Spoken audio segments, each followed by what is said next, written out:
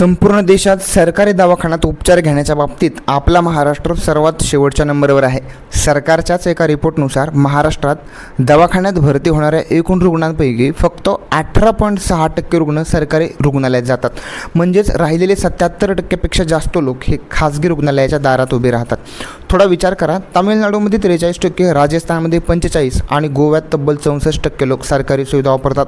पण 30हून अधिक सरकारी महाविद्यालये असूनही महाराष्ट्राचा आकडा देशात सर्वात कमी आहे.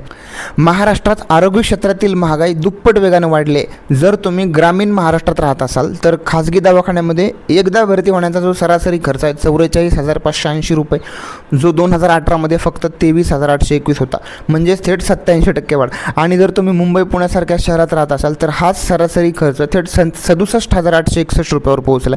खाजगी हॉस्पिटल्स अनियंत्रितपणे आणि नफेखोरीसाठी जे दर वाढवतात आणि सरकारचं यावर कुठलंच नियंत्रण नाही.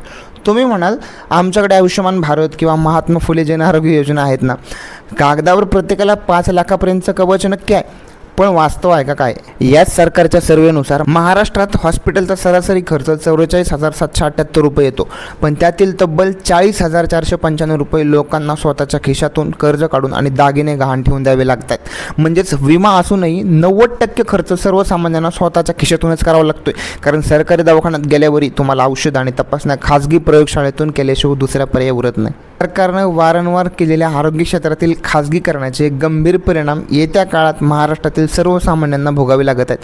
तुम्हाला काय वाटतं, खरंच महात्मा फुले जन आरोग्य योजनासारख्या सरकारच्या विमा योजना प्रभावी ठरत आहेत का? आणि सर्वसामान्यांना खरंच लाभ होतोय का? कॉमेंटमध्ये नक्की सांगा. आणि हा व्हिडिओ महाराष्ट्रातील सर्व सजग आणि जबाबदार व्यक्तीपर्यंत पोहोचला पाहिजे, कारण हे आहे आपल्या महाराष्ट्रातील आरोग्य व्यवस्थेचं वास्तव.